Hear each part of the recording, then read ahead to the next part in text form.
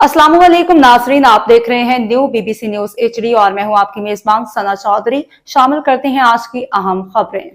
खबर शामिल करते हैं हमारे न्यू बीबीसी न्यूज़ के डिस्ट्रिक्ट रिपोर्टर मोहम्मद रियाज मरी की रिपोर्ट के मुताबिक पाकिस्तान के नामवर कानूनदान advocate supreme court of Pakistan Ibrar Hasan इस वक्त सख्त बीमार अलील हैं। डिस्ट्रिक्ट बार एसोसिएशन सांगड़ के वकला वफ्द advocate Khalil Ahmed Baloch, advocate Ashraf Rahmani, advocate Jamil Ahmed ने कराची में इब्रार हसन की रहायशगाह पर पहुँच के उनकी बीमार सेहत की वजह से इयादत और तीमारदारी की, उनकी सेहत कामला के लिए खसूसी दुआ की। इस मौके पर सांगड़ के वकला वफ्द की मेंबर एडवोकेट खलील बलोच का कहना था कि advocate supreme court of Pakistan Ibrar Hasan Pakistan के मशहूर मारूफ वकील हैं, एक इंतहाई मिलनसार नफीस इंसान, एशिया पैसिफिक लॉयर्स एसोसिएशन और इंटरनेशनल डेमोक्रेटिक लॉयर्स एसोसिएशन जैसी तंजीम से मुंसलिक हैं। इब्रार हसन ने सांगड़ के एडवोकेट खलील अहमद बलोच के साथ 3 मुल्कों नेपाल, वियतनाम, इंडोनेशिया का मुतालियाती दौरे भी किए।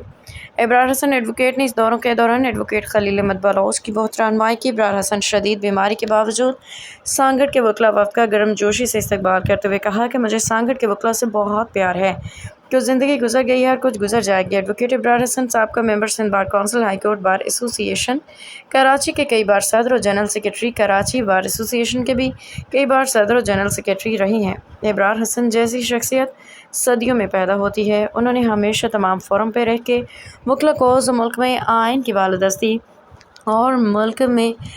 बालादस्ती के लिए बड़ी कुर्बानियाँ दी हैं, जो हमेशा सुनहरी रूप में लिखी जाएंगी। इब्रार हसन के डिस्ट्रिक्ट बार एसोसिएशन के member managing committee advocate Khalil Ahmed Baloch से आज तक इंतहाई बिरादराना ताल्लुकात कायम रही हैं। इब्रार हसन खलील बलोच का अपना छोटे भाई कहते हैं। अब तक के लिए इतना ही। मज़ीद खबरों और अपडेट से बाखबर रहने के लिए देखते रहें न्यू बीबीसी न्यूज एचडी।